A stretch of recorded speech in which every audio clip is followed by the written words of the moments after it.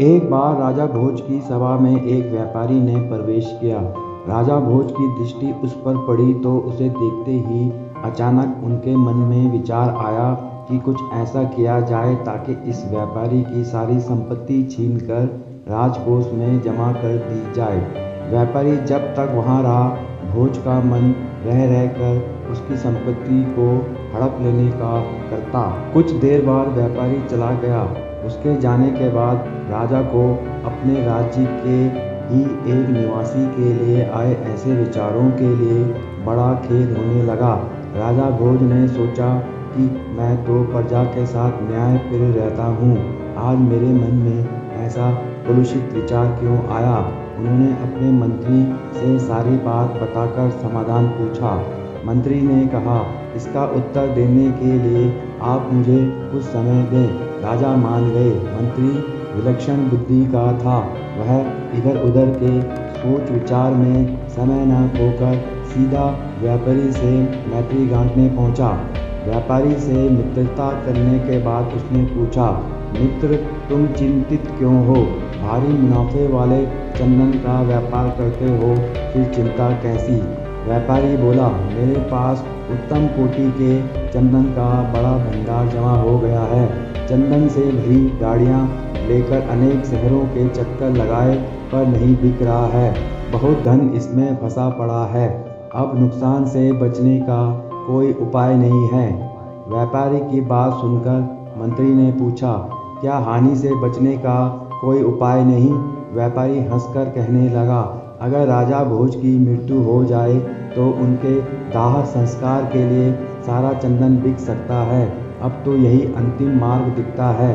व्यापारी की इस बात से मंत्री को राजा के उस प्रश्न का उत्तर मिल चुका था जो उन्होंने व्यापारी के संदर्भ में पूछा था। मंत्री ने कहा, तुम आज से प्रतिदिन राजा का भोजन पकाने के लिए 40 किलो चंदन राज रसोई भेज दिया करो। पैसे उसी समय मिल जाएंगे। व्यापारी यह सुनकर बड़ा खुश हुआ। प्रतिदिन और नकद चंदन बिक्री से तो उसकी समस्या ही दूर हो जाने वाली थी।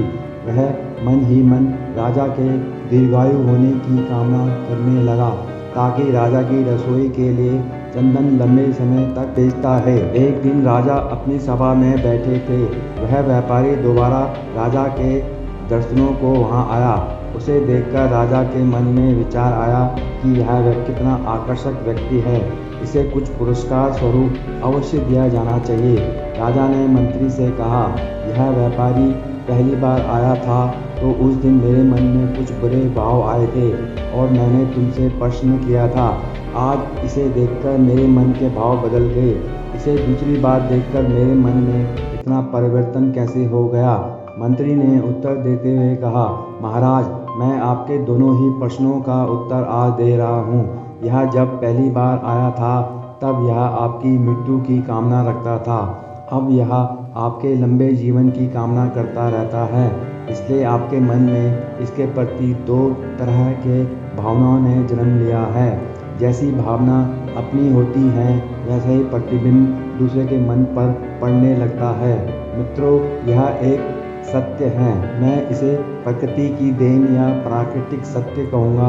हम किसी व्यक्ति का मूल्यांकन कर रहे होते हैं तो उसके मन में उपजते भावों का उस मूल्यांकन पर गहरा प्रभाव पड़ता है।